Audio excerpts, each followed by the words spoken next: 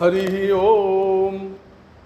कल्याणानां निधानं कलिमलमथनं पावनं पावनानां पाथेयं यन्मुमुक्षो सपदि परपदप्राप्तये प्रस्थितस्य विश्रामस्थानमेकं कविवर्वचसां जीवनं सज्जनानां बीजं धर्मद्रुमस्योतु भवतु भवतां भूतये राम नाम। रे चित्तचिन्तय चिरं चरणौ मुरारे पारं गमिष्यसि यतो भवसागरस्य पुत्राकलत्रमितरे नहि ते सहाये सर्वं विलोक्य सुखे मृगतृष्णुकाभम् सर्वं विलोक्य सुखे मृगतृष्णुकाभम्।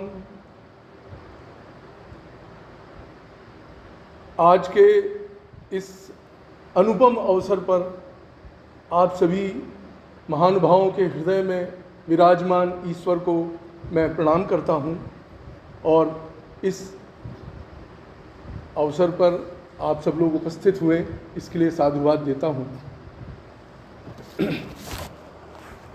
दो बातें हैं जो मुझे कहनी है। इस आधुनिक समय में जो हमारी वाचिक परंपरा है, वो वाचिक परंपरा के ऊपर एक गहरा संकट है। उस संकट के बारे में विचार करने के लिए ये गोष्ठी आयोजित की गई थी। वो विचार क्या है? आधुनिक समय में हमने बहुत तरक्की की है, विज्ञान ने प्रगति की है और विज्ञान के जो संसाधन हैं उनका हम सभी लोग इस्तेमाल करते हैं, प्रयोग करते हैं। तो ये बहुत अच्छी बात है, संसार का विकास हो रहा है। लेकिन प्रगति होने के साथ साथ जो हमारी सनातन परंपरा के तहत जो हमारी अच्छी आदतें थीं, हमारे जो अच्छे संस्कार थे, वो कहीं ना कहीं बाधित हो गए। तो उस बाधित होने का कारण ये है कि पहले लोग आपस में बातचीत करते थे, विचार विमर्श करते थे, कथा प्रवचन होता था। तो ये जो कथा प्रवचन है वो सिर्फ धार्मिक आयोजन नहीं होते थे, उसमें हर तरीके की समस्याओं के बारे में लोग विचार करते थे, बातचीत करते थे।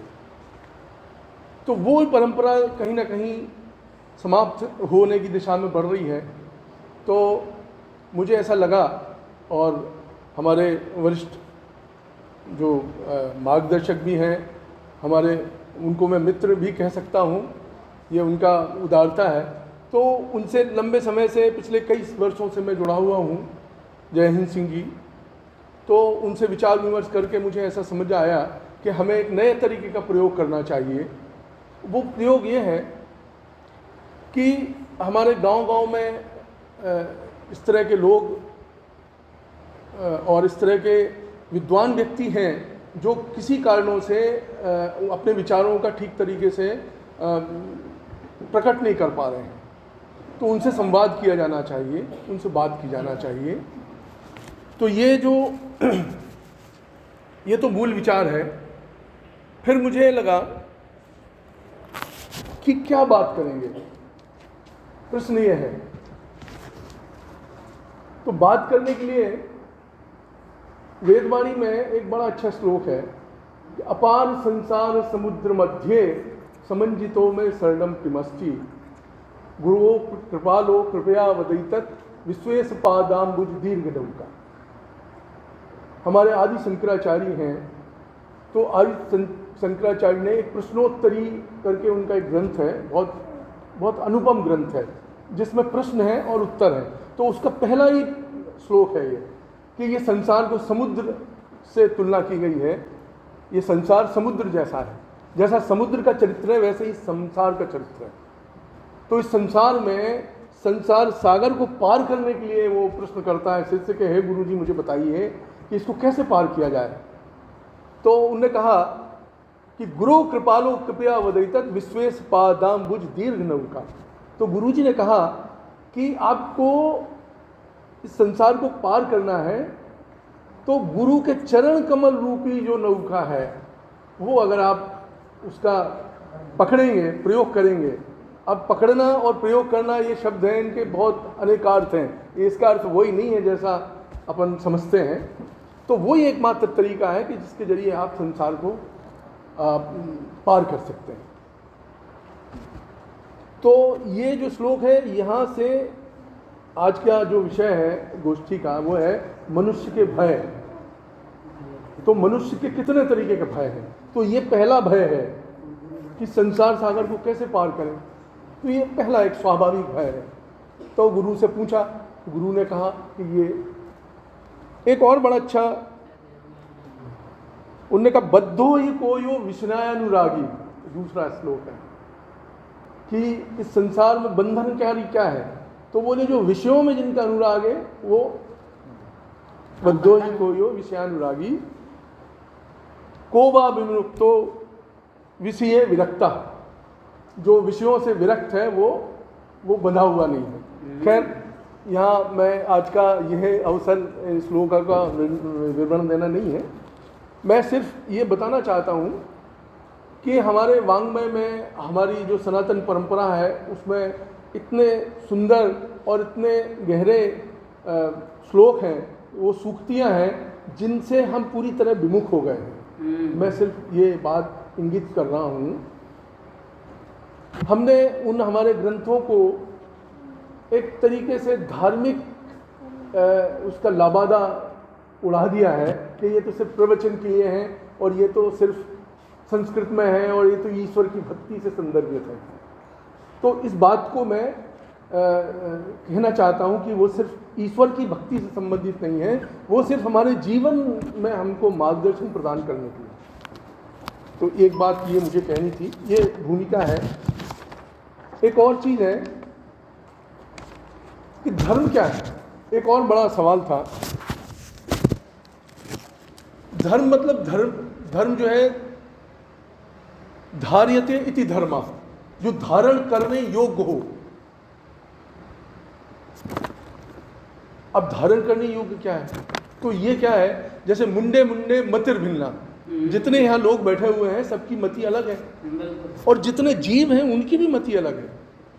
तो कोई एक आदमी ये कैसे कह सकता है कि ये धर्म है? मेरे लिए मेरा धर्म है। स्वधर्मे निधनम श्रेयम, स्वधर्म तो हर व्यक्ति का एक धर्म है। तो कोई ये बता नहीं सकता कि क्या धर्म है। धार्यति इति धर्म, आप जो धारण किए हुए हैं वही आपका धर्म है। तो धर्म के संदर्भ में जो धारणाएं बदल गई हैं, कोई एक ठेकेदार हो गया समाज का और वो ये बताता है कि ये धर्म है, ये अधर्म है, तो ये गड़बड़ बात है। वेद कह रहा है कि धार्यति इति, जो आपको धारण करने योग्य लगे। हम सब यहाँ आके विराजमान हैं, तो इसका मतलब ये है कि कम से कम एक धर्म में हमारी एक रूपता है। विचार में, बात करने में, संवाद करने में हमारी दृष्टि एक जैसी है। तो आज हम यहाँ बैठे हुए हैं। तो एक बात ये हो गई। अच्छा, एक और है कि आहार निद्रा भय मैथुनम चो सामान्य मेतम पशुभुई निराणा, मतलब इस संसार में मनुष्य को भी पूंछ विहीन पशु कहा जाता है। तो हम में और पशुओं में कोई फर्क नहीं है। इस तरह की अपने को उच्चता के भ्रम में नहीं रहना चाहिए, क्योंकि जो चार मुख्य धर्म हैं, धारण करने की जो वृत्तियां हैं वो पशुओं में और मनुष्यों में समान है। आहार, भोजन, आहार, निद्रा, भय और मैथुन, ये चार वृत्तियां हैं जो मनुष्यों में, सिर्फ मनुष्य में धर्म का एक विवेक है जिसके कारण से वह मनुष्य कहने की श्रेणी में अपने को रख सकता है। क्योंकि पशुओं में वो वृत्ति नहीं है, उसकी बुद्धि धर्म को नहीं समझती। सिर्फ एकमात्र जीव है मनुष्य जो धर्म को समझता है और उसके बारे में व्यक्त कर सकता है। तो जो तीसरी वृत्ति भय, तो आज का जो विषय है कि मनुष्य के भय, तो वो जो धर्म के कारण जो भय पैदा है उसके कारण हम मनुष्य हैं। तो आज का जो मूल विचार था भय का। और अगली बात मैं एक बात और ये कहता हूँ कि राम जी के संदर्भ में है ये असंभवम हेम मृगस्य जन्मो, ये वाल्मीकि रामायण का श्लोक है कि इस संसार में ये असंभव है कि कोई सोने का मृग हो। सोने का मृग हो नहीं सकता, ये प्रकृति के विरुद्ध है। तो असंभवम हे मृगस्य जन्मो तथापि लुलुभे मृगाय रामो, फिर भी राम जी मृग को देख के लोभ में पड़ गए। ये कैसे संभव है? लेकिन तो ऋषि कहते हैं कि प्रायः समापन्न विपत्ति काले, कि कोई विपत्ति आने वाली है, प्रायः समापन्न विपत्ति काले धियोपि पुंसा मलिना भवंती। ऋषि ने ईश्वर और राम के संदर्भ को इतने प्यार से, इतने आदर से इसको मोड़ दिया। उनने ऐसा कहा है कि प्रायः विपत्ति आने वाली है तो जो हमारी बुद्धि है वो थोड़ी सी मलिन हो जाती है। तो शायद चूंकि राम जी एक मनुष्य के अवतार में थे, उनका जो उनका चरित्र है, उनका जो जीवन का आदर्शतम। 2 मिनट का समय लिया जाए आज। हाँ, बस इसके बाद ठीक है। हाँ,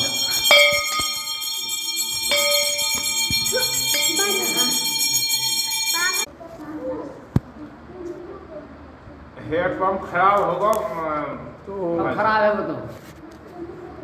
मैं जो बात करना था भय के संदर्भ में कि कितने तरह के भय हैं, और राम जी को भी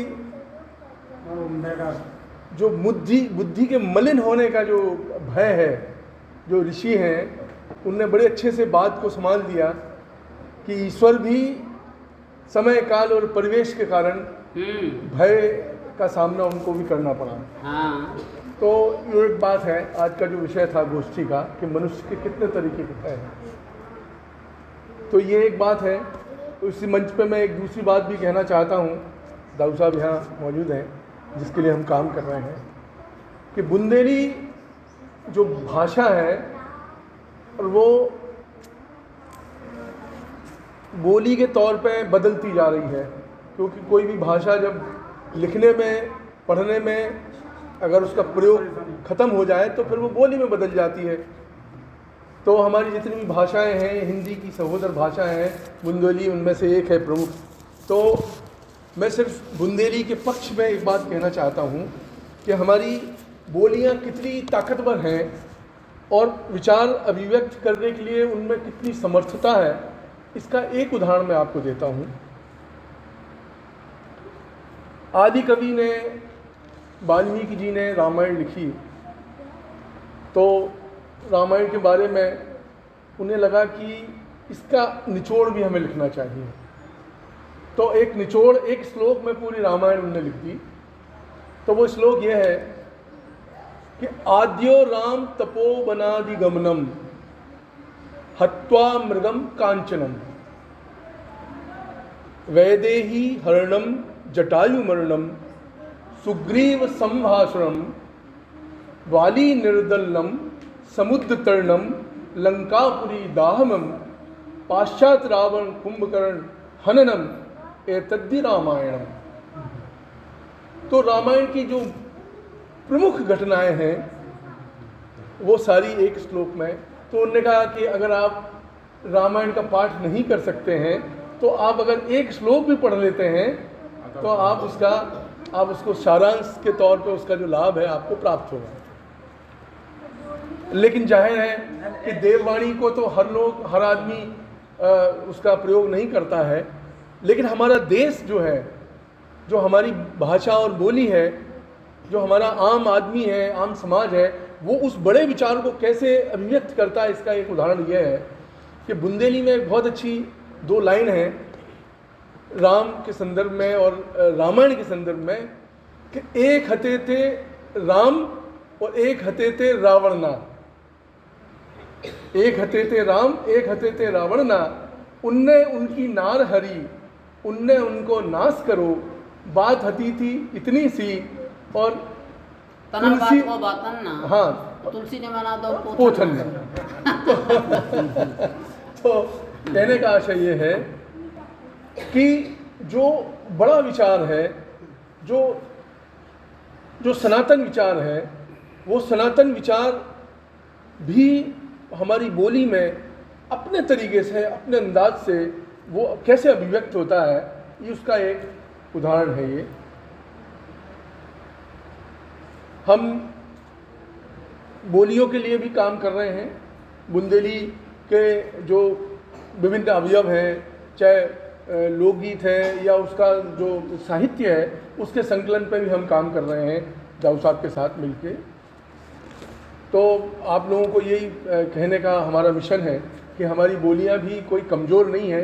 ये एक अलग बात है कि समय काल और परिवेश के कारण उनमें थोड़ा सा वो पीछे पिछड़ गई हैं।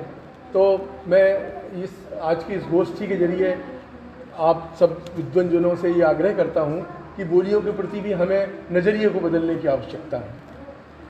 अब इस गोष्ठी को आगे बढ़ाते हुए मैं चाहूँगा कि आज के जो प्रमुख वक्ता हैं उनमें से रिछारिया जी से मैं निवेदन करूँगा कि वो जो है प्रमोद कुमार रिछारिया जी से आग्रह है कि आज का ये जो विषय है मनुष्य के भय, उस पर अपनी बात रखें, अपने विचार रखें। रिछारिया जी।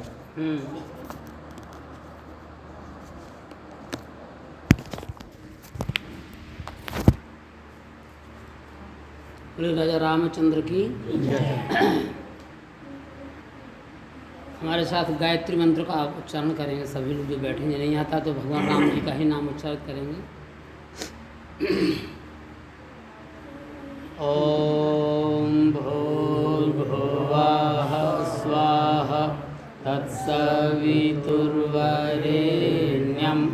भर्गो देवस्य धीमहि धियो यो नः प्रचोदयात्। गुरुर्ब्रह्मा गुरुर्विष्णुः गुरुरेव महेश्वरः गुरुरेव परब्रह्म तस्मै श्री गुरवे नमः। अखंडमंडलाकारं व्याप्तं येन चराचरं तत्पदं दर्शितं येन तस्मै श्री गुरुवे नमः। आज धनुषधारी मंदिर गुड़ा में उपस्थित सभी विद्वजन प्रणाम करता हूँ आप सभी लोगों को। मेरा गांव यहाँ से 30 किलोमीटर दूर है। मेरी पोस्टिंग यहाँ पे हुई बहुत पहले, सन 86 में जुलाई में यहाँ पे आया। इसके पहले छतरपुर ज़िले में था मैं, चंदला के पास एक बछौन गांव पड़ता है वहाँ। जब मैं यहाँ पे आया तो मुझे लगा गांव कहाँ है, अलूपा एक गांव पड़ता है, वहाँ पे मेरी पोस्टिंग हुई थी। टोरी में मैंने ज्वाइन किया तो मैंने कहा कहाँ है वो गांव। तो गांव गया तो मुझे पता ही नहीं किस गांव। गुड़ा और गुना 2 गांव हैं यहाँ पे। मैं भ्रम हो गया, गुड़ा जाना है कि गुना जाना है, कहाँ जाना है। एक दिमाग में भय पैदा हो, कहाँ जाना कोई पता नहीं, अनजान स्थान पे जाना था। मैं घूमते घूमते गुड़ा में आ गया। यहाँ के स्कूल में विश्वकर्मा जी मार साहब थे यहाँ पे, उन्होंने हमें बैठाला और हमने अपनी बात बताई। बोले बैठो आप। उन्होंने बढ़िया एक गिलास दूध हमें पिलाया। हमारा भय जो था मन में वो मिट गया। हमने कोई दिक्कत नहीं है, अच्छी जगह आ गए हैं, बढ़िया बात है। फिर हम गांव के लिए गए तो वहाँ के 2 लड़के पढ़ते थे, उनको साथ लगा दिया। उन्हें फिर भी ना मिल रहा था वो गांव हमें, चूँकि वो तो गांव के लड़के थे, वो पहुँच गए, उनके साथ जाना था। लेकिन हमने कहा कितनी दूर आ घर यहाँ से। दूरी के कारण भय सा लगा, वैसे भय नहीं था लेकिन ऐसा लगा कि कितने दूर आ गए, बहुत दूर आ गए, गाँव से बहुत दूर हैं। तो भय कई तरह के हैं। एक तो मृत्यु का भय सबसे बड़ा व्यक्ति को, और मृत्यु जब साक्षात सामने आती तब भयभीत होता है आदमी। उस समय भी बड़ा बड़ा विवेक व्यक्ति के पास जागृत हो जाता अपने आप। एक आरा जिला है बिहार में, वहाँ के एक तिवारी जी थे, उनके आंगन में दरी पर लेटे थे, ऐसी जाड़ों का मौसम था, और उनकी छाती पर एक काला सर्प आ गया था। वो फन फुलाए बैठा था उनके सामने, केवल 6 इंच की दूरी थी उनके मुँह में और सांप के मुँह में। उनका तो काल आ गया सामने, तो मरना ही है। और उनका शांत रहने में ही फ़ायदा है, इसकी इच्छा है काट लिए तो अच्छा है, ना काटे तो कोई बात नहीं। तो हुआ ये कि वो बताते हैं कि मेरे घर में एक बिल्ली आया करती थी, पली तो नहीं थी लेकिन आ जाती थी, तो भोजन मिल जाता था उसको। तो बिल्ली जैसे उस समय आई तो बिल्ली का आगमन देखते हुए सांप जो है छिटक के बहुत दूर जा गिरा। तो मैं डर रहा था सांप से, और सांप डर गया उस बिल्ली से, दूर हो गया, मेरी मौत बच गई। एक और प्रकरण इसी प्रकार का, मेरा एक दोस्त है अरविंद वर्मा करके, गरौली का, उसकी पोस्टिंग थी चंदला में, मेरा साथी है वो। तो जाड़े का मौसम था, वह लेटा था चारपाई पे और उसकी छाती पर सांप आ गया साहब, काला, रजाई उड़े था, वजन सा लगा। उसने कहा क्या बात, देखा तो सर्फ था सामने ऐसा। अरे पानी पानी, पसीना आ गया भयंकर उसको। 3 घंटे रहा उसे छाती पर बैठा वो सांप। उसको इतना भय लगा कि गजब का, वो बहुत साहसी व्यक्ति था, दमदार आदमी थे, लेकिन सर्प के कारण वो एकदम लीसड़ हो गया और चिल्लाया वो कि भैया सर्प यहाँ पे। वो पहले नहीं चिल्लाया, 3 घंटे बाद जब सर्प अपने आप नीचे उतर गया तब चिल्लाया वो। उस मकान में बहुत से लड़के रहते थे, मुसलमान का मकान था, एक 60-65 लड़के रहते थे। उन्होंने देखा कि भैया क्या बात है, बोले कि खोलो दरवाज़ा, यहाँ सांप है, मैं नहीं खोल सकता। छोटा सा कमरा था उसका इतना, लेकिन दरवाज़ा नहीं खोल पा रहा था वो, कि क्या चीज़ है। लोगों ने सब्बल अब्बल लेके कुछ लेके उसके दरवाजे को तोड़ा, देखा सांप कहीं ना था, वो भाग गया था। देखा उसका बिस्तर गीला था एकदम, गद्दी रजाई सब। तो भय बहुत बुरी चीज़ है, भय रहता है जीवन में लोगों के। तो सपने में भयभीत हो जाता है आदमी, सपने में भी भय आते हैं। जब नींद खुलती तब लगता है कि अरे बच गए बच गए बच गए। अभी तो स्वप्न की बात है जी। कई तरह के भय होते हैं। कभी कभार क्या होता है कि अकेलापन आदमी को हो, अकेला हो व्यक्ति, कोई जंगली जानवर मिल जाता है तो वहाँ भी भय पैदा हो जाता है, ना जाने क्या करेगा ये आदमी। हमारे एक मित्र यहाँ का पलेरा के पास एक गांव पड़ता है अतरार, वहाँ के लोधी लड़का है वो टीचर, पन्ना में पोस्टिंग थी उसकी। यहाँ जैसे नदी क्रॉस करते हैं केन अपन तो वो, हाँ, तो कौन सा गांव पड़ता है वो? मड़ला। मड़ला के बाद एक चौकी है, वो जंगल में जाना पड़ता था आदिवासी को, उसमें मिडिल स्कूल था वो बोला कि मैं रोज़ जाता था वहाँ पे। मार्च का महीना था, रिजल्ट बन रहे थे। तो बोले चौकी वालों से पूछा कि आराम से पहुँच जाऊँ? बोले हाँ चले जाओ, कोई दिक्कत नहीं। बोले रात का जगह था कि शादी समारोह होगा। मैं गया, आगे झोरमुंड में देखा कि एक तेंदुआ बैठा हुआ है। कहते मैं डर गया उसको देख के, अरे ये तो तेंदुआ बैठा, अब क्या करूँ। मैंने कहते फ़ोन लगाया चौकी वालों को, तो उन्होंने कहा कि भागना नहीं, तो खड़े रहो, धीरे धीरे पीछे के लिए आओ, पीछे के लिए आओ, धीरे धीरे उधर आगे देखते रहना। सो बोले कि हमने देखा वो खड़ा हो गया। बोले आओ, कहते हमने अब तो मरेंगे। इसके बाद में मैंने पीछे देखा, मुड़ के, एक तेंदुआ पीछे खड़ा था, एक पीछे एक आगे, 2 तेंदुए के बीच में अकेला आदमी। तो बोले मैं इतना भयभीत हो गया, डर गया और मैं रो पड़ा बहुत तेज। जब बोले मैं रो पड़ा तो दोनों तेंदुए भाग गए, कहते जंगल की ओर। कहते मैं बच गया, मैंने दौड़ लगाई और चौकी पे आ गया। ये बार सन 19 फरवरी सन 9 की बात है। जो बालक छोटा सा था, मुझे जाना था महोबा एक निमंत्रण में, मेरी बच्ची वहाँ पे है, उनके यहाँ शादी थी। वो बड़ा वाला बच्चा जाना था, जो बोला मुझे भी चल रहा। मैंने कहा चल भैया तेरी इच्छा है। तो छोटा था एकदम। तो एक गांव पड़ता है श्रीनगर, वहाँ पे हम लोग थोड़ा खाना पीना खाया, रात हो गई थी। वो मटर की फसल कटने लगी थी उस टाइम पे। हम लोग जब आगे बढ़े तो रोड पे हमें लगा जैसे कोई जानवर जा रहा हो रोड पे, बहुत दूर तक लाइट की, और आगे थोड़ा सा समझ में आया, थोड़ा झाई सी पड़ी, और गाड़ी तो बड़ी चली जा रही थी, मोटरसाइकिल से थे हम तीनों लोग। जब आगे बढ़े तो लगा, देखा कि यार ये तो शेर है, बाघ था वो, टाइगर। वो इधर से जा रहा था, इधर आ गया और फिर मुड़ के यहाँ फिर खड़ा हो गया। हमने देखा, हमने यार ये तो बाघ है। तो ये कहता बाघ क्या होता है? हमने क्या होता है बाघ? कुत्ता गाड़ी को छेड़ दे तो गाड़ी गिर जाए, ये तो शेर है। अब तो बड़ी दिक्कत। हमने स्मरण के भगवान का कि प्रभु बचाओ, अब तो आपके शरण में है, अब तो हमारी तो नाश ही हो जाना है। दोनों बच्चे जाएंगे, मैं भी जाऊँगा, लपेटा जाऊँगा सुबह चद्दर में। तो वो जो लोग बता रहे थे, वो 2-4 बार ऐसा किया उसने, लेकिन हमला नहीं किया।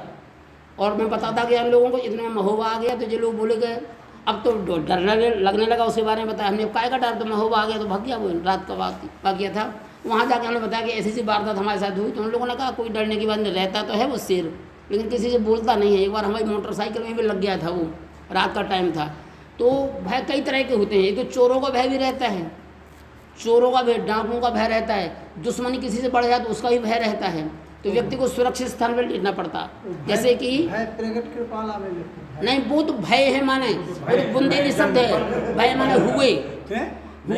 रामचंद्र जी रामायण में हर चीज भय है, वो भय नहीं है, वो भय है, वो भय है, भय नहीं है। रामचंद्र जी पूरी मतलब 18 जूथ बंदर वाली सेना के बीच में केंद्र में बैठे हैं, और वहाँ लक्ष्मण जी बैठे हैं। लक्ष्मण जी बिल्कुल धनुष पर तीर चढ़ाए बैठे हैं, हनुमान जी बैठे, अंगद जी बैठे, तमाम सुग्रीव जामन सब लोग बैठे हैं। अब बताइए इतनी बड़ी सेना के बीच में राम जी बैठे हैं, लक्ष्मण जी क्यों धनुष पर बाण चढ़ाए बैठे? भय वहाँ भी था उनको कि अंगद है ये बाली का लड़का, मैंने मारा था बाली, कहीं ये ना आक्रमण कर दे मेरे ऊपर। तो लक्ष्मण तैयार रहा करो तुम टनाटन। तो भय तो इस धरती पे जो आएगा मानव रूप में, कई प्रकार के भय लोगों को पास आएंगे, लेकिन उन भयों से निवारण हो जाता, व्यक्ति थोड़ा सा साहस रखे जरा सा भी। एक कानपुर की घटना है, एक ब्राह्मण परिवार था, बहुत बूढ़ा था उसका पिता, बच्ची को, लड़की थी जवान, वो एमए पास हो चुकी थी, उस टाइम पे शादी नहीं हुई, उसके घर में कोई था ही नहीं, माँ नहीं थी, भाई नहीं था, पिता बीमार था, पड़ा रहता था, वो उसने घर नहीं देख पाया था, लड़की बहुत योग्य थी। वहाँ एक चौकी थी पुलिस की, वहाँ जो थानेदार पदस्थ था वो अहलवार था जाति का, उसकी बुरी नज़र पड़ी उस लड़की पे, तो बदनीयत के कारण वो अंदर घुस गया उसके कमरे में, और वो बना रही थी खाना रसोई में, तो बोली कपड़े उतार दूँ अपने, और लड़की ने कहा कि कपड़े नहीं उतारती हो घर में तो गोली मार देगा जी, मेरा बाप तो बुढ़ा है, कुछ वो उसका प्रतिकार नहीं कर पाएगा। तो वो खड़ी हो गई, उसने समझदार पढ़ी लिखी थी, बोली मैं कपड़े उतारती हूँ, आप भी कपड़े उतार लीजिए, हंस के कह दिया उसने। तो लट्टू हो गया थानेदार, उसने कहा चलो ठीक है। तो वो उसने नाटक किया अपने कपड़े उतारने का, उसने कपड़े उतार, कमीज जो हुई ऐसी की, रिवॉल्वर रख दी उसकी स्टूल पे, तो उसने क्या किया, विवेक जागृत हो गया, उस बंदूक चला लेती थी, उसने रिवॉल्वर उठाई और 6 कारतूस मार दी उसको। बाप बोला जी कहे की आवाज़ है, बोले कुछ नहीं पिताजी, सांप आया था उसको मारा है, बोले आवाज़ तो बंदूक की है, बोले उसी की बंदूक है, बोले सांप के पास बंदूक, बोले हाँ थानेदार है बाहर जी, चौकी में जी आया था मेरे पास, ऐसी ही बात कर रहा था। तो मोहल्ला इकट्ठा हो गया, तो वहाँ का जो कलेक्टर था वो आया, वहाँ का कमिश्नर था वो आया, पुलिस कमिश्नर आया, उस बच्चे के नाम एक रिवॉल्वर का लाइसेंस, एक राइफल का लाइसेंस दिया, गवर्नमेंट ने अपनी तरफ से हथियार खरीद के दिए और बढ़िया घर में शादी तय करवा दी। तो क्या होता है, भय तो आते हैं, लेकिन हमें साहस की आवश्यकता होती है, उस टाइम पे हमारा त्वरित विवेक काम कर दे तो हम उस भय से मुक्त हो सकते हैं फटाफट। और भाई कई सैकड़ों बातें, हजारों बातें, लेकिन मैं ही ना बकता रहूँगा। अब मैं चाहूँगा कि मैं विश्राम करूँ और आगे बढ़ाई जाए। बहुत धन्यवाद रिछारिया जी, आपने भय के बहुत ही व्यवहारिक और आम जीवन से जुड़ी हुई घटनाओं के संदर्भ में प्रकाश डाला, आपका बहुत धन्यवाद। अब मैं अरविंद जी से आग्रह करूंगा कि संक्षिप्त में भय के संदर्भ में अपनी बात रखें। अरविंद सिंह सेंगर जी। बहुत बढ़िया। सर्वप्रथम परमपिता परमात्मा स्थान देवता के रूप में विराजमान हैं, मैं उनके चरणों में नमन करते हुए आप सभी को हृदय से नमन करता हूँ। मेरा नाम अरविंद सिंह सेंगर और मैं इस समय एडीजी कोर्ट जतारा में बहुत बढ़िया। बतौर एडवोकेट प्रैक्टिस कर रहा हूँ। बड़ा सौभाग्य का विषय है कि आप विद्वजनों के बीच मुझे बोलने का मौका मिला है। निश्चित तौर से जो भय है, अभी एक बात आई थी हमारे विद्वान महाराज जी के द्वारा बताया कि प्रत्येक मनुष्य की बुद्धि जुदा जुदा होती है, उसके संस्कार, उसके रहन सहन, उसका परिवेश, उसकी आर्थिक सामाजिक परिवेश परिस्थितियाँ, और जैसे जैसे हम परिवेश और परिस्थितियों से निकलते हैं वैसे ही हमारे अंदर संस्कार, साहस, शौर्य, विद्वता आदि चीज़ें जुड़ती चली जाती। अगर हम पर्टिकुलर भय के बारे में विचार करें तो मैं समझता हूँ एक बहुत बड़ा ग्रंथ भय के बारे में बन जाएगा, क्योंकि उसकी कोई कल्पना ही नहीं है कितने प्रकार के भय। लेकिन वस्तुतः जहाँ तक मैं अपनी बुद्धि के माध्यम से समझ रहा हूँ, भय, एक भय तो होता है सापेक्ष, एक प्रत्यक्ष है, कुछ भय अप्रत्यक्ष है। तो तमाम जब यहाँ इतने सारे भय हैं तो उनको अगर हम अध्ययन की दृष्टि से देखना चाहें तो कुछ भय निश्चित है, कुछ अनिश्चित है। अब जहाँ निश्चित भय की बात आती है तो हम देखते हैं कि हमें पता है कि मृत्यु एक स्वाभाविक सत्य है, हाँ, एक निश्चित भय। अब जहाँ हमारा बुद्धि विवेक जिस परिवेश में है तो हम उस दृष्टि से उस भय से भयभीत नहीं होते, या कोई उस दृष्टि से सोचता है कि अरे ये काम रह गया, ये नहीं कर पाया, वो तमाम तरह की उसके अंदर संवेदनाएं, क्योंकि मानव है तो जिज्ञासु प्राणी होना स्वाभाविक है।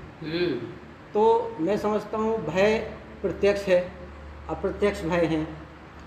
कुछ एक नया भय जो फोबिया चला है, इससे पहले वो भय नहीं था। जैसे हमने देखा कि पहले व्यक्ति एकदम नॉर्मल रहता था, मेरे पास क्या है वो खुला है, कोई बनावट नहीं, कोई छिपाना नहीं है। हम जैसे हैं वैसे आपके सामने उसी कलेवर में प्रस्तुत हो जाते थे। ये पहले की रीति रही है, आज वो नहीं है। आज अगर आप आए हैं या आने वाले हैं तो हम निश्चित तौर पे ये कोशिश करेंगे कि उस भय को आपको उजागर नहीं होने देंगे, उस भय के प्रति पता नहीं क्या क्या इंतजाम करेंगे। तो ये एक नया भय पैदा हो गया, पहले नहीं था लोगों में। पहले तो जो है सो है। तो भय का जहाँ तक प्रश्न है, जैसे कि आदरणीय महाराज जी ने बताया, बहुत सारे भय हैं, कल्पना ही नहीं है भय की तो जी। लेकिन कभी कभी जैसे मान लीजिए भय आवश्यक भी हो गया। हाँ, यदि हमारे वेदों पुराणों में भय शब्द आया है तो ये तो सिद्ध करता है कि भय जब से इस पृथ्वी पर मनुष्य जाति आई है उसका विवेक जागृत हुआ है। विवेक के साथ ही भय निरंतर प्रगति करता चला है। अब रामायण जी में आई, भय बिन प्रीत ना होय गोसाई। इसका हाँ। अर्थ है कि भय एक आवश्यक भी है। हाँ, भय कभी कभी हमें बड़े भारी जोखिमों से बचाता भी है बहुत। और कभी कभी हमें बड़ी भारी लाभों से वंचित भी कर सकता है। हाँ, तो भय और विवेक व्यक्ति का एक साथ चलता है, एक क्रम से भय चला जा रहा है। लेकिन जहाँ आत्मबल, आत्मसाहस और आत्मज्ञान जहाँ व्यक्ति को आता है तो वो इन सारे भयों से मुक्ति भी पा सकता है। और निसंदेह भय से हमारा प्रयास, भले ही यद्यपि भय से प्रीत का जन्म होता हो, लेकिन मनुष्य को हमेशा से भय पर विजय पाने की ही यात्रा रही है। हम आज जितने भी उपक्रम कर रहे हैं उन सारे भयों से निवृत्ति पाने के लिए ही सुख करते हैं, परमात्मा को दे जाते हैं। तो ये प्रत्यक्ष भय हो गया। अप्रत्यक्ष रूप में हमें कभी कभी लगता है कि पता नहीं ऐसा ना हो जाए, वो ट्रेन निकल ना जाए। तमाम तरह के भय मनुष्य के अंदर आते रहते हैं। हाँ। तो एक वाकया मैं आपको सुनाऊं। एक महिला एक सड़क पर बैठी हुई, उसको रोड क्रॉस करना था। इतने में एक सज्जन आए, उन्होंने कहा मुझे रोड क्रॉस करना है। अरे बोली तो मुझे भी रोड ही क्रॉस करना है। तब बोले फिर आप मुझे अपना हाथ पकड़ाइए। तो दोनों ने एक दूसरे का हाथ पकड़ लिया। वाह। पकड़ के दोनों ने रोड क्रॉस किया और जैसे ही महिला ने कहा कि आपका बहुत बहुत साधुवाद, आपने मुझे रोड क्रॉस करा दिया, वो बोलता अरे आप ये क्या कह रही महादेवी, रोड तो आपने क्रॉस मुझे करा दिया, मैं तो अंधा हूं। अरे वाह, क्या बात है। तो पता चला कि मैं भी अंधी थी, वो भी अंधा है। अरे वाह। तो जहां तक मैं समझता हूं, क्योंकि हम ये मान के चल रहे हैं कि ये सारे ग्रंथ, ये सारा जो भी हम देख रहे हैं, हम इसी विश्वास में हैं कि हमारे साथ आदरणीय विद्वान बैठे हैं, हमें उनका मार्गदर्शन प्राप्त है। तो हमें निश्चित तौर से इस भय रूपी संसार सागर से, जैसा कि अभी बात आई, कैसे पार हो सकते हैं। तो अगर हमारे अंदर दृढ़ विश्वास है कि हमारे परमात्मा हमें इस भय की संसार सागर से मुक्त करेंगे, हमारा कॉन्फिडेंस मजबूत है, हमारा इष्ट मजबूत है, तो निसंदेह हम ऐसे सारे भयों से मुक्त हो सकते हैं। बिल्कुल। और इसी के साथ मैं आप सभी का बहुत बढ़िया। बहुत बहुत धन्यवाद सेंगर जी। आपने बहुत संक्षिप्त में और बहुत सारगर्भित बात कही कि भय से मुक्ति के लिए दृढ़ता के साथ विश्वास जो आपने कहा है, चाहे ईश्वर के प्रति हो या कोई भी आस्था अगर आप रखते हैं तो भय जरूर मुक्त हो सकते हैं। और अब मैं गोष्ठी के अगले प्रतिभागी और हमारे मित्र पाठक जी से, धर्मेंद्र कुमार पाठक जी से कहूँगा कि संक्षिप्त में अपनी बात भय के संदर्भ में रखें। पाठक जी।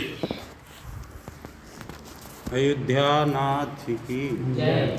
अतुलित बलधामम स्वर्णशिलावदेहम धनुजीवन कृषाणम ज्ञान नामम गिरगण्यम सकल गुण निधानम वानराणाम भीषम रघुपति प्रियवक्तम वात जातम नमामि। परम आदरणीय महाराज श्री हमारे परम आदरणीय गुरुजी गद्दा परम श्रद्धेय रिछारिया जी और हमारे परम पूज्य कुंवर साहब और मित्र सखा जो भी आप समझें, परम आदरणीय हमारे राम कुमार प्रजापति जी, HS खरे, GD कुशवाहा, बड़ा ही सौभाग्य आज हम बालकों का है जो सुना है कि तारों के बीच में कभी जुगनू नहीं पहुंच सकती। उसी के दौर में हम ये समझ रहे हैं कि आज तारों के बीच में इस जुगनू का भी सौभाग्य हो गया कि आप सभी के दर्शन मिले, मार्गदर्शन आपका सुनने को मिल रहा है, आगे के लिए प्रेरणा भी मिल रही है। जब भगवान का सेतु बंधन हो रहा था, सारे नर वानर उसमें अपना अपना योगदान दे रहे थे। तो एक गिलहरी ने भी सोचा कि क्यों ना हम उस परमात्मा के कार्य में सम्मिलित हो जाऊं। तो उसी गिलहरी के रूप में आप सभी के चरणों में वंदन है मेरा। और विषय जो बताया है श्रीमुख से कि भय, तो भय यदि देखा जाए तो मनुष्य का जीवन ही भय है। मनुष्य का जीवन ही भय है। अब साहसपूर्ण जिंदगी यदि आपको जीना है तो आप स्वयं में इतने एक्टिव हों कि वो भय आपका पीछा ना कर सके। मैं आप के द्वारा सुना, कुंवर साहब ने भी बोला, कई दृष्टांत दिए, मैं प्रत्यक्ष दृष्टांत दे रहा हूँ आपको। दद्दा ने वो परिस्थितियाँ मेरी देखी हैं। छोटे से परिवार से आता हूँ, परिस्थितियाँ नाजुक थीं, रहने को कोई निवास नहीं था, आय के कोई स्रोत नहीं थे। पिताजी एक्सपायर होने के बाद में बिहारी जी का मंदिर है, 55-60 बीघा जमीन भी है, कोई पैदावार नहीं होती थी। सोचा कि चलो पहली बच्ची हुई है, एक काम किया जाए कि पिताजी पोत होने के बाद में दूरी पड़ गई है मंदिर की, तो क्यों ना उसी मंदिर में निवास बना लिया जाए। अब निवास बनाया सावन के महीने में मार्ग साहब, जहाँ रहने के लिए एक टपरिया भी नहीं थी कि एक चारपाई डल सके। बारिश का समय, उम्र इस हिसाब से थी कि जो नहीं जानते कि मग्गा चोखा कैसा हो तो बिलैया कैसी हो। एक कच्चा घर 2500 रुपये में एक मुसलमान से बनवाया, उसमें मियाँ बीबी और वो बच्ची, हम तीनों प्राणी रहने लगे। भादों की रात अच्छा पानी गिर रहा है और वो मग्गा चोखा कुआ पे से बोला थे कि मेड़ पे से निकलो। चर्चा मोहल्ला में इस प्रकार की चल रही थी कि 2-3-4 दिन से इस रास्ता में कोई आता है 12 के बाद, और कोई प्रीत आत्मा है। वो शंका हमें भी थी, भय माने भय। उस मग्गा चोखा ने थोड़ी आवाज़ दिए कि 100 मीटर दूरी पे, और 2 मिनट बाद वो उस दीवार के किनारे पे जाके उसने 2 खपरा निकाले। अरे और फिर आवाज़ दी। मन में भय आया कि अब ये तो हतो जो 100 मीटर दूरी पे, और अब आ गओ जो मुड़ी छे पे। अरे अब ऐसा ना हो कि कोई प्रेतात्मा हो या कोई चोर समझ के कोनो, मान लो कोई भी भय माने भय। हाँ, हमने पत्नी से कहा कि भाई तुम बच्ची को ऐसा संभालो कि इसकी आवाज़ ना आए, और चूल्हो बनो। तो कुंवर साहब एक कटार रखी थी, तो हमने वो कटार ली, और बोड़ नहीं पा रहे थे। हमने कि जो यदि हाथ पांव चलाए, हाथ डाले, मुड़ी डाले, तो कटार से हम पूछ लें, अब भाई मर तो रही है। जब नहीं बोड़ रहे थे तो 2 ही चूल्हे के किनारी पे हम खड़े भय, और वह कटार लाए हम 12:20 से सुबह 5:40 हो गए। पूरी रात हम उस चूल्हे के किनारे पे खड़े रहे। जब सुबह भाव एक राय साहब मंदिर आते थे, बोले पाठक जी उठे नहीं है। हमने की सो को है भाई, जब सोए जब उठें, जब सोए ही नहीं है तो उठें काहे से? बोले काहे?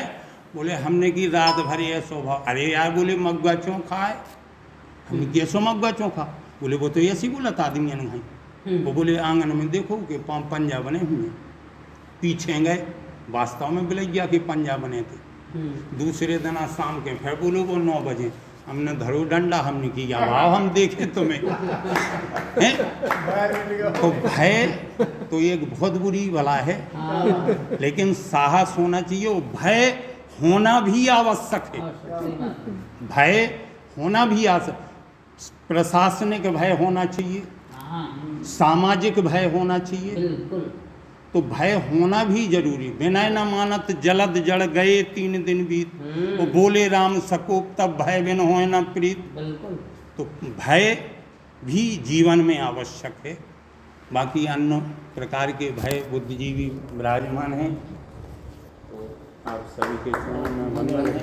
पाठक जी बहुत बहुत धन्यवाद। बहौरी कला, बहौरी कला के हैं। अरे वाह साहब, क्या बहुत धन्यवाद पाठक जी, धर्मेंद्र कुमार पाठक जी। आपने बहुत संक्षिप्त में बहुत सारगर्भित अपना अनुभव सुनाया भय के संदर्भ में, बहुत बढ़िया। और ये भी बताया कि निर्भय होने के लिए भय का सामना करना आवश्यक है। अब मैं इस गोष्ठी के प्रमुख और हम सबके आदरणीय जय हिंद सिंह जी से निवेदन करता हूँ कि अपनी बात रखें मनुष्य के भय के संदर्भ में।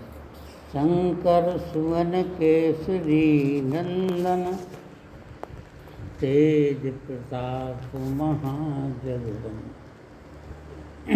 जीवन में जब आदमी का अवतरण होता है तो उसके मन में एक आस्था जरूर उत्पन्न होती है, वो है धर्म। लोग धार्मिक भय भी रखते हैं। धार्मिक भय क्या था? तो जब समाज में आदमी रहता है, चोरी करने जाएगा तो भी लगेगा कि बेदो आँखें मुझे देख रही हैं। इसलिए ये कौन सा भय हो गया? धार्मिक भय। और धार्मिक भय सबसे बड़ा है। अगर आदमी को चरित्र निर्माण करना है तो धार्मिक भय होना आवश्यक। बिल्कुल।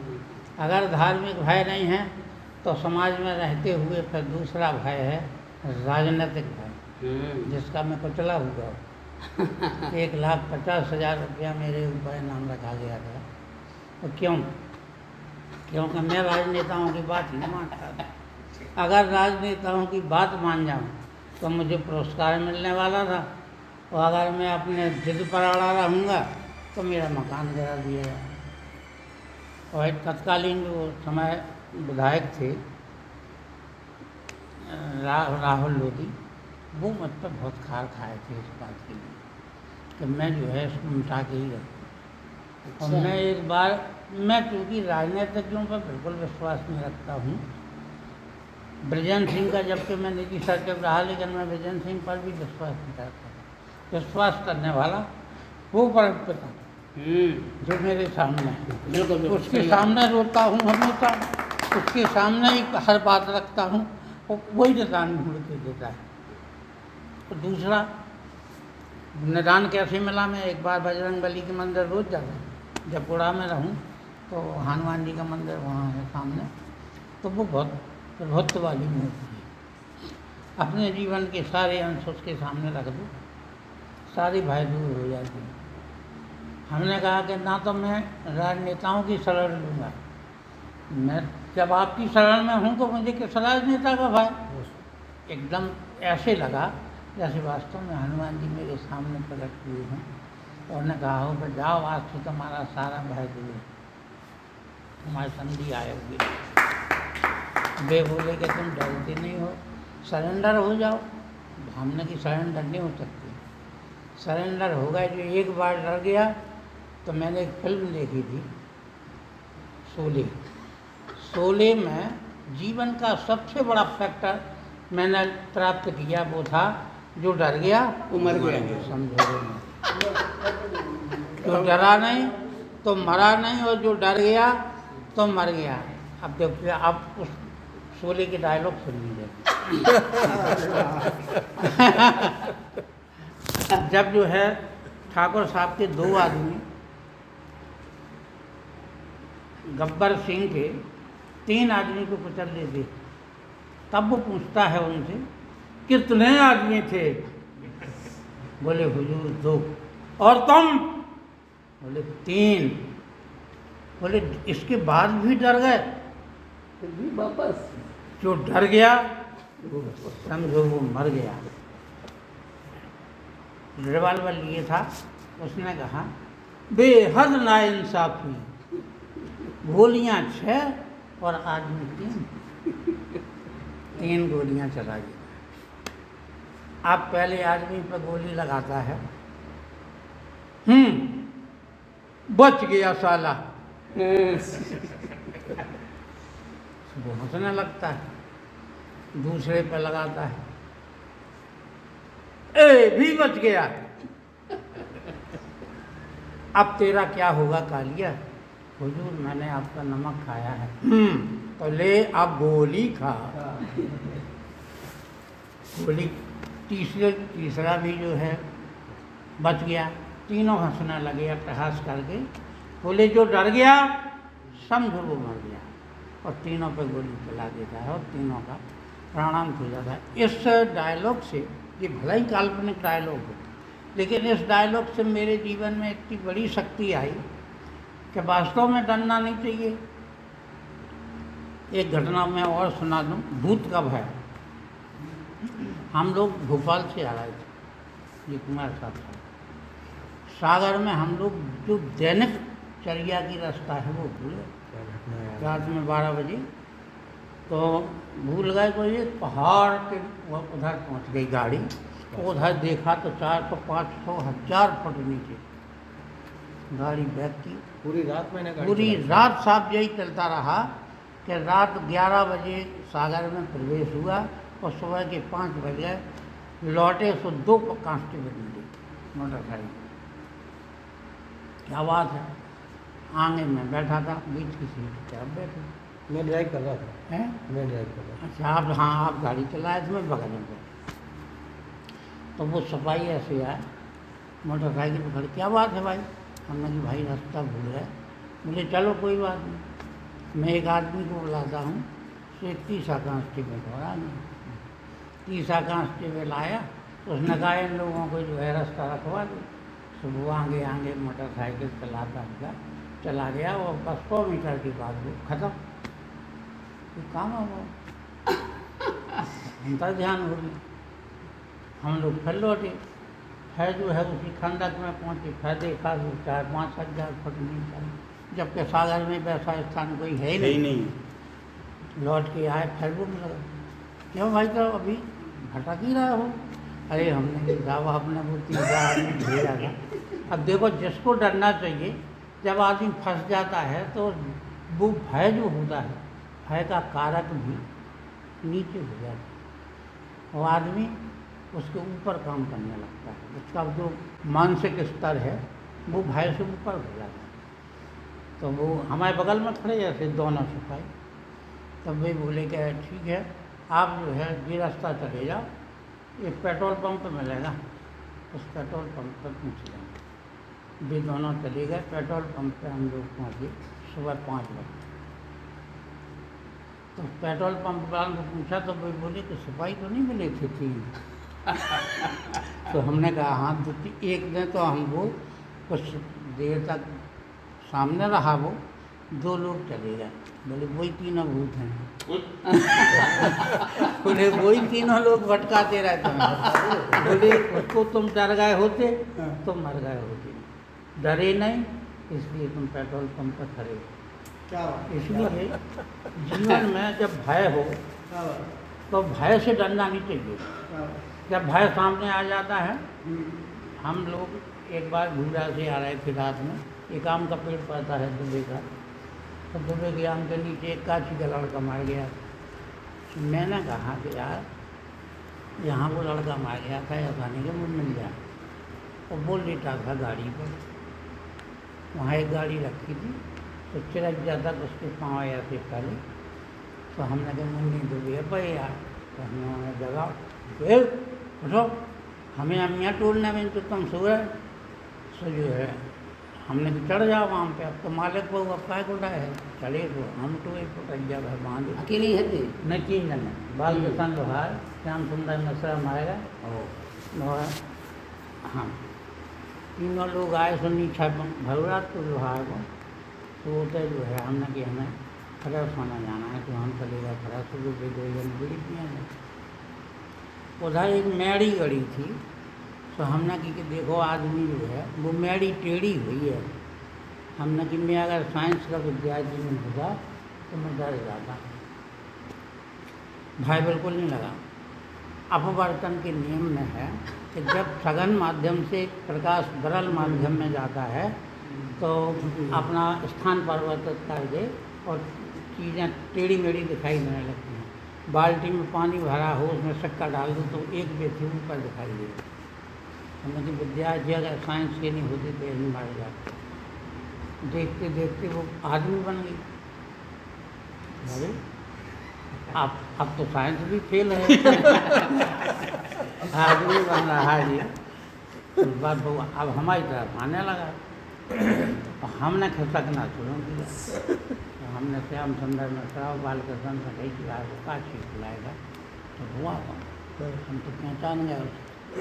फिर बोले आए तो गाय खाए को चलो, बीड़ी से लगाएं 3, एक बीड़ी 2 सब लोग यहाँ में गए बस नगाई माइंड आई, मुझे भी पहचाने। अब वो भाई हमने पहली बार देखा कि भूत ट्रांसपेरेंट होता है, बिल्कुल गिलास की तरह, गिलास मैन। जिस आत्मा को लोग डरते हैं ना, that is the construction of गिलास। मैंने वो बिल्कुल ट्रांसपेरेंट होती है।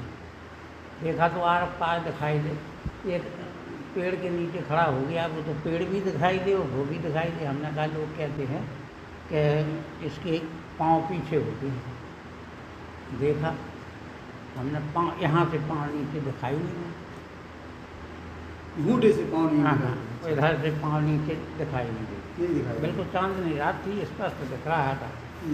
लेकिन भय नाम की वहाँ कोई भी चीज़ नहीं, क्योंकि भय का स्तर नीचे हो गया और हम 3 का मनोबल और विवेक ऊपर हो गया। जब भय से विवेक ऊपर होता है तब फिर जो है भय नहीं लगता। क्या अब ये शक्तियाँ जो है अदृश्य शक्तियाँ लाती हैं, और वो अदृश्य शक्तियाँ धार्मिक भी हो सकती हैं। एक हमारे समझी थे, हम पलेरा से जा रहे थे जसारा, आपके पास हम लेट बैठे रहे वहाँ अदालत में। तो गोवा के वो है ना रास्ता में मरघट, वहाँ एक आदमी को जलाया जा रहा था। तो हमने कही कि वो उधर से तो हमें यहाँ बहुत डर लगेगा, तो हम गोवा में खड़े हो गए। हमने कहा तुम चलाओ गाड़ी। तो गाड़ी चलाई, हमने आँखें निकले आया गया। उन्होंने कही कि हमें बीड़ी लगाओ ना, तो हमने कौन और बाएँ बैठो का बोले हो। हमने कहा तुम देख नहीं रहेगा। हमने कहा हाँ, हम तो आँखें नहीं थी। हमने जब आँखें खोली तो वो चिता के सामने खड़े। हमको दो तो कहना भय किस बात का है? देखो ये आदमी लेता है, ये इसका सिर है, ये इसके पाँव है, ये दूर करके जल रहा है। अब इसमें डर के सुबह नहीं लगा कि हाँ यार डर की इसमें कोई चीज़ नहीं है, कोई फैक्टर है ही नहीं डर का। ये आदमी तो जल ही चुका है, अब क्या कर डर? बोले कल इसकी राख समेट जाएगी और नदी में फेंक दी जाएगी, क्या कर डर? उस दिन से मेरा डर कम।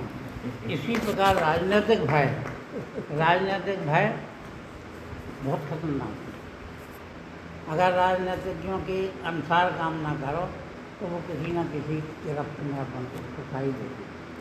और मेरा मकान गिराने वाले थे, उन्हें SDM को ऑर्डर करवा दिया। तहसीलदार आया, मैं पलेरा में इसमें घूरा में था। मैंने कि तहसीलदार से बात कराई। तहसीलदार बोला भाई मुझे तो कुछ लिख के दिया नहीं, मैं आपको भी लिख के नहीं दूँगा, लेकिन काम तो बंद करना पड़ेगा। सर काम तो बंद तभी होगा जब आप जो लिख के जाएंगे। बहुत बड़ा झगड़ा हो गया, कई लोगों की मारपीट हुई, कई लोगों का केस बने, उनको गतवा उस भाई से भी मुक्ति हो गई। तो उस भाई से अब राजनीतिक भाई अब नहीं लगता, क्योंकि वो राजनीतिक जब फोन करते हैं ना तो तहसीलदार भी कह देता उस वो मकान छोड़ के बता इसलिए वहाँ नहीं जाएंगे, वहाँ आदमी को काट देते मारते हैं वहाँ। तो भय से जब भय का कारक बड़ा हो जाए और बुद्धि और विवेक बड़ा हो जाए तो फिर भय बिल्कुल नहीं लगने लगता है। तीसरा भय पैशाचिक भय।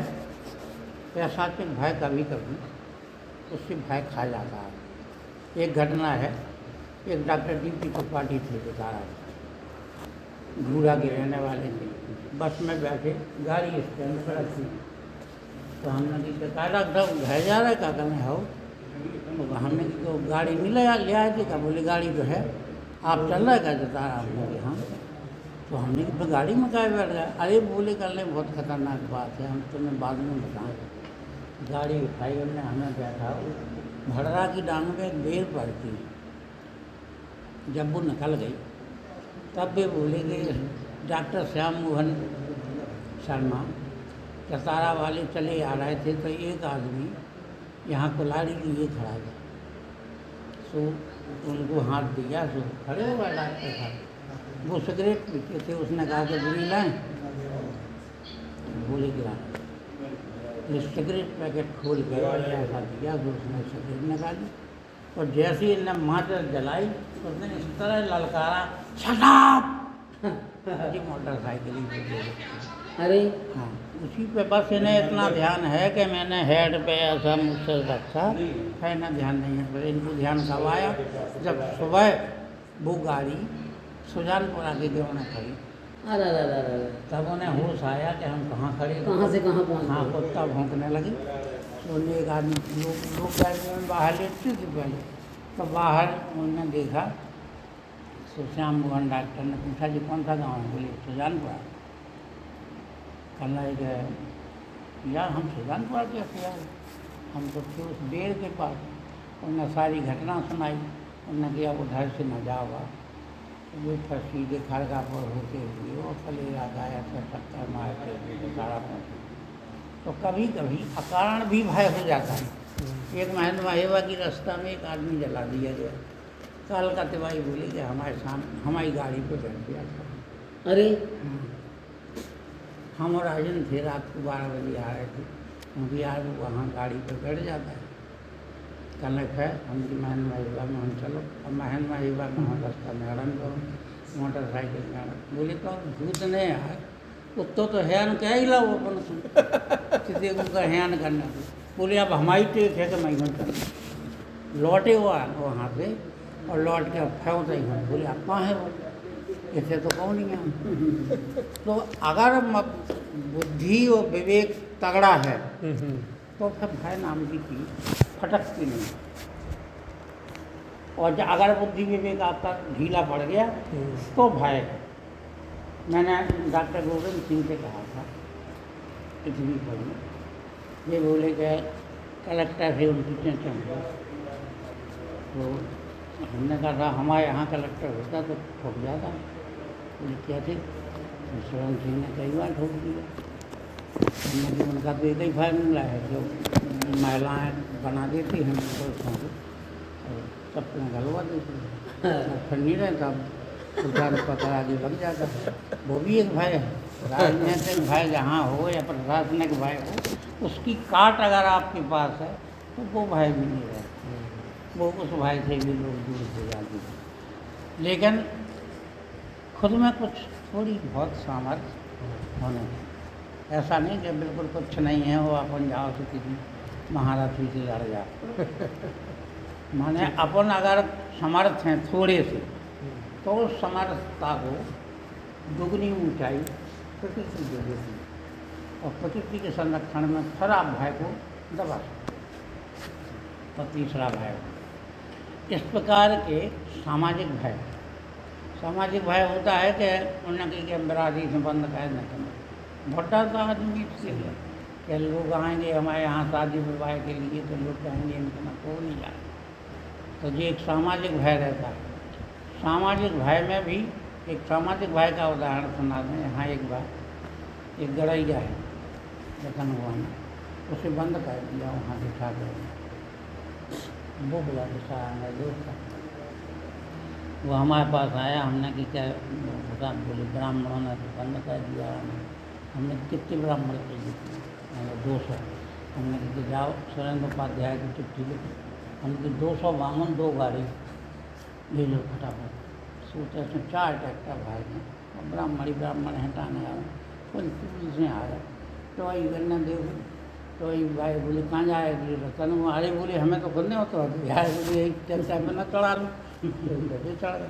पालीवार ने सुनी तो भी आया, घोड़ावार ने सुनी भी आया, महाया बोल तो पूरी से हट भरता है। अगर आपने थोड़ा सा बुद्धि और तर्क का सामना कर लिया तो बूंद बूंद करके आप एक बड़ा स्टोर बना लेंगे, और वो स्टोर जो है भाई की काट कर दो। क्या बात है। बहुत ही बढ़िया। इस प्रकार जो है भाई पर तो बोलना है तो मैं रात भर संस्मरण लेकिन मैं इतना ही कहना चाहता था कि जो डर गया तो बहुत बहुत धन्यवाद ठाकुर साहब, आपने बहुत ही अच्छा बहुत बढ़िया बहुत बढ़िया। हाँ, मैं इस गोष्ठी का समापन करने से पहले कुछ शब्द खरे जी से भी आग्रह करूंगा कि कुछ बात आप भी कहें संक्षिप्त में भाई के संदर्भ में। हाँ बोलिए। सब लोग बोले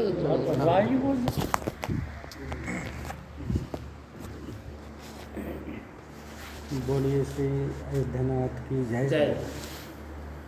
जैसा कि आज हम यहाँ सनातन संवाद विचार गोष्ठी में हम सभी एकत्रित हुए हैं।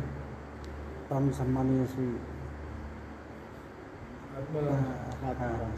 आत्माराम शर्मा जी, श्री जयहिंद सिंह जी गद्दा, श्री रछालिया जी और श्री पुजारी जी महाराज,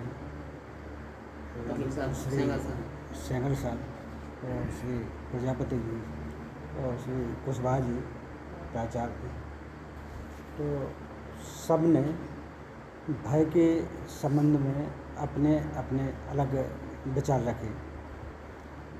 और मैं मानता हूँ कि भय आदमी के जीवन में होते हैं और भय के माध्यम से, भय के द्वारा हम कोई भी काम हम छोटों से भी करा लेते हैं। भय दिखा करके उन्हें सही मार्ग पर ले जाते हैं। भाई के खिलाफ। हाँ, और जब आदमी के जीवन में भय आता है तो एक उससे भय से उभरने के लिए हमारे जीवन में हमें एक सोचने के लिए एक नई दिशा मिलती है और जो हमारे जीवन में आगे काम आती है। इसलिए हमारे जीवन में भय का होना नितांत आवश्यक है। और इन्हीं शब्दों के साथ मैं अपने वाणी को रक्षांग उस्मान जी से भी आग्रह है कि आप भी अपना अभिमत रखें। माँ सरस्वती को नमन करूं शिवनंदन को, वंदन वंदन वार वंद कर अभिनंदन है रघुनंदन को।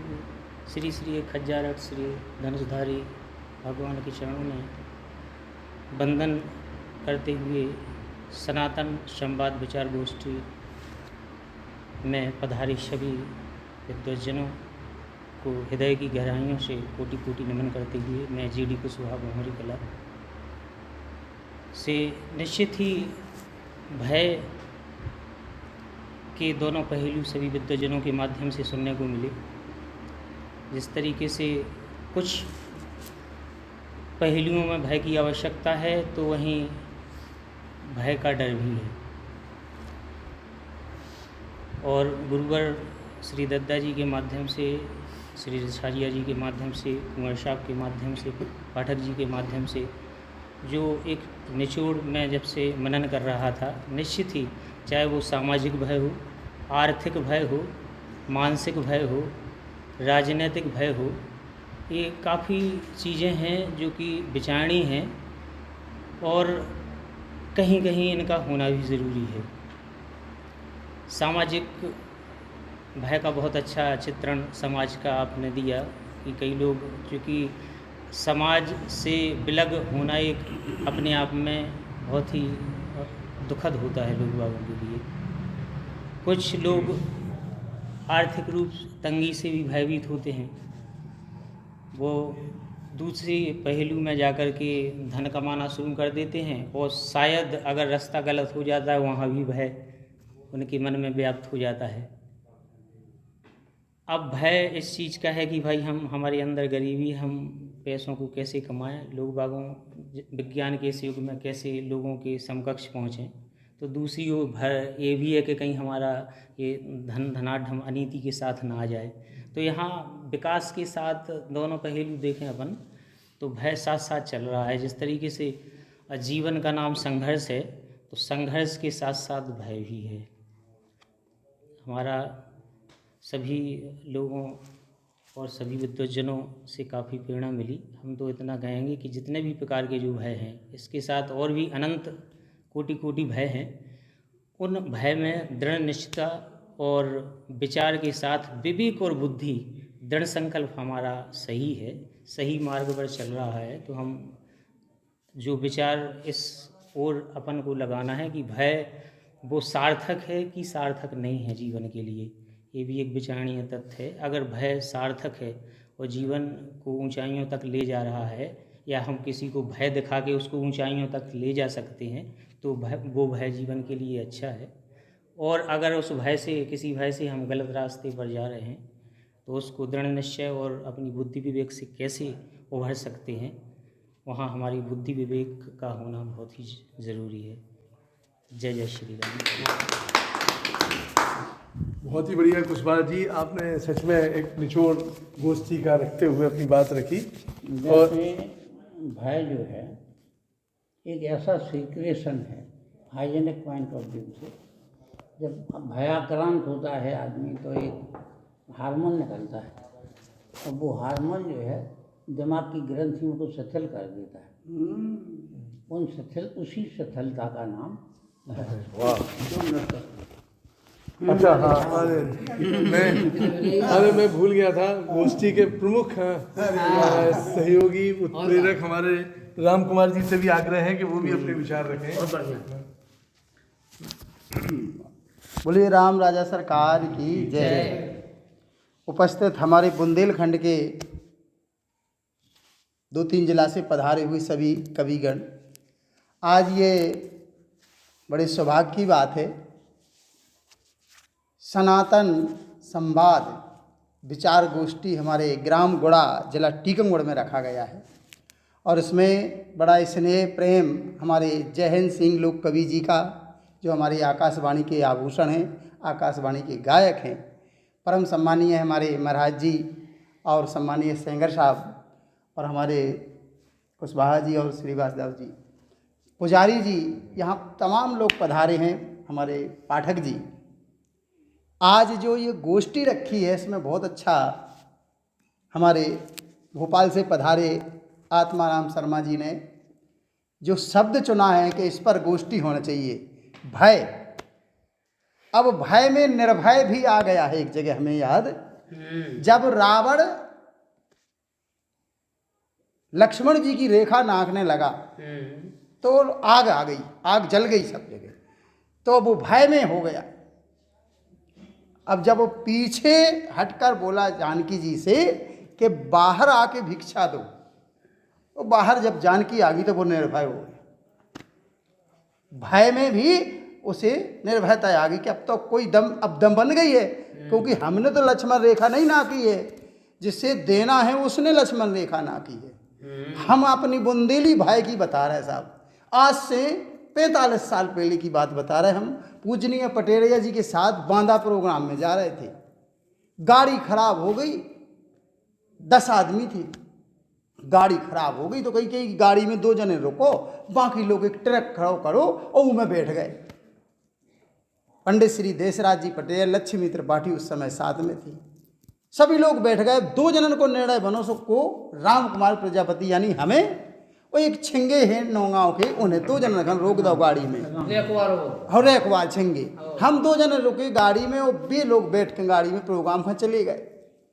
कछु सामान भी गाड़ी में रखो रहो, मानो काम बारो ले लो, ज़्यादा सामान नहीं, हम रखाए पड़े हैं।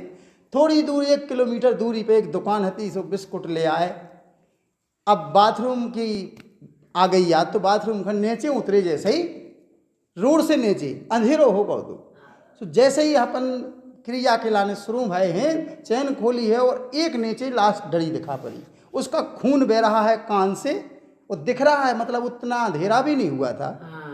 तो वो पूरा समझ में आ गया। कुर्ता पहने हैं सफ़ेद पूरी ड्रेस, और कान के यहाँ से मुँह से खून गिर रहा है। तो वो चैन तुरंत बंद करी, और पीछे ऐसे नहीं कि मुड़ के पीछे के पीछे कदम धरते चले आ रहे हैं। अब गाड़ी तक आए हैं, अपने साथी से कहा कि भैया ऐसी ऐसी बात है। अब क्या करे, पसीना, ठंडी का समय था, पसीना सरबोर हो गए।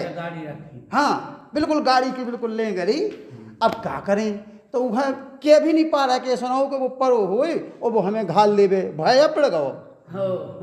वो तो वहाँ कोई मार के डाल गए लाश को, लेकिन हमें भय ये पड़ गया कि ये रवाल लाए हुए ये घाल देगा।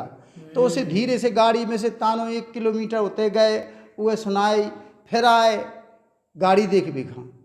अब वो भय में हम इतने जकड़ गए कि हमारा दिमाग ही खराब होगा, बिल्कुल सरबोर हो गए पसीना में। अब जब उते से भग गए, गाड़ी कहाँ ढकेलो, 2 जने ने घटिया पे हती गाड़ी के तना की से अंगाई तो हो जाए, थोड़ी सी अंगाई हो जाए गाड़ी।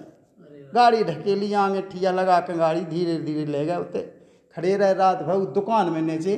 वो दुकानदार तो चलो गो 12 के बाद, वो दुकान के नीचे पड़े रहे। जब सुबह सब लोग जुड़े तो हजम वो लग गो, वो तो घाल के को चलो गो, तो हम होते पड़ दी तो हम फंस जाते वो भाई में। तो डरा गए हंसी के साथ। बहुत बहुत धन्यवाद राम कुमार जी, आपने बहुत ही संक्षिप्त में बहुत ही अपनी अनुभव आपने बताया। अब मैं अंत में बहुत संक्षिप्त में भाई के संदर्भ में एक बात कहूँगा।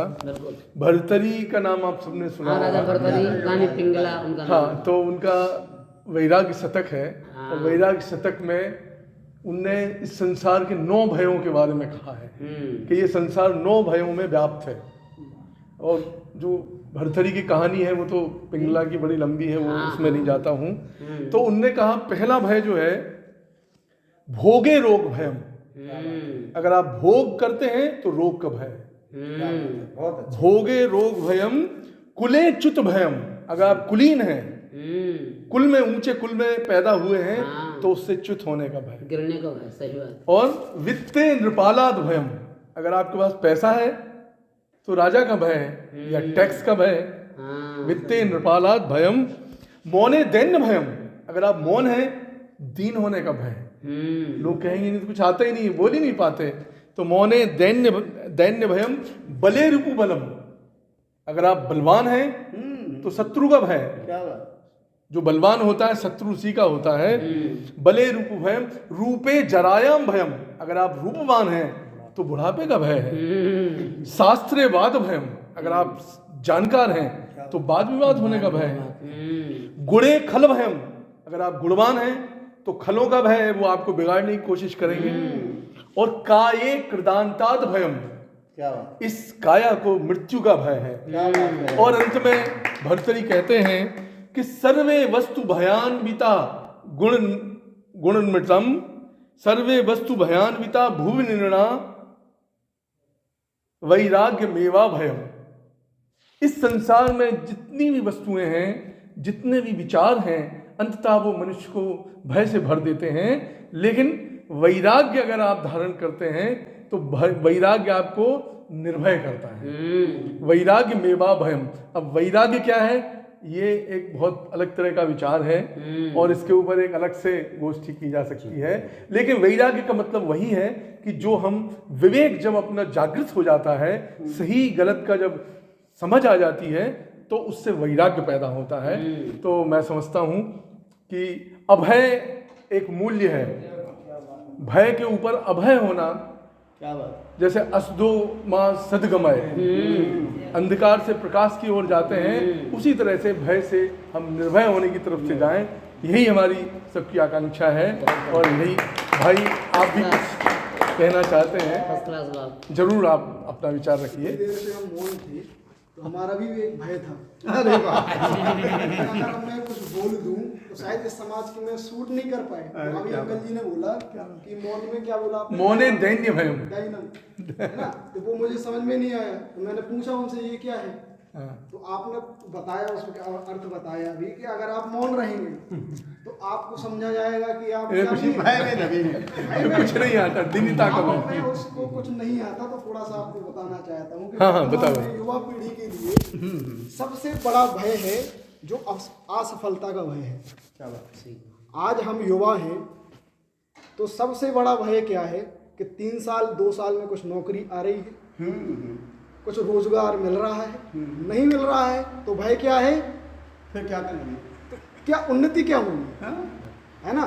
क्या होगा भविष्य में, क्या होगा और क्या नहीं होगा। तो वास्तविकता में जो आज युवा पीढ़ी है वो असफलता के भय से काफ़ी भयभीत है, जिसमें काफ़ी युवाओं की जानें भी जा रही है। तो उन युवाओं से हमारा सिर्फ एक ही आग्रह है, यहाँ पर युवा तो उतने नहीं हैं, 1 ही 2 युवा हैं, हम आप भी युवा ही हैं एक प्रकार से, लेकिन हम आपके एक जीवन काल में भी ये जो कहावत है वो काम आएगी कि सौभाग्य न सब दिन सोता है, सौभाग्य न सब दिन सोता है, आगे देखे क्या होता है। क्या पुजारी जी, आप पुजारी जी से भी आग्रह है कि कुछ शब्द कहें। चलो, बहुत बढ़िया बात है। अरे वाह साहब, जब हमारा छाइया जी। अरे भैया जान प्रसाद हाँ, प्रसाद वितरण कर दो, समापन कर दो गोष्ठी का। गोष्ठी का बहुत बढ़िया, आप सब लोगों ने अपने विचार रखे और आप सभी आमंत्रित अतिथियों का, स्थानीय धन प्रेमी मित्रों का और युवाओं का, सबका मैं बहुत बहुत धन्यवाद व्यक्त करता हूं, आभार व्यक्त करता हूं कि इतने कम समय में आपने इतना समय दिया मूल्य। आप सभी का बहुत धन्यवाद, आभार। बहुत बढ़िया। तो सेंगर साहब जतारा में रहते हैं आप?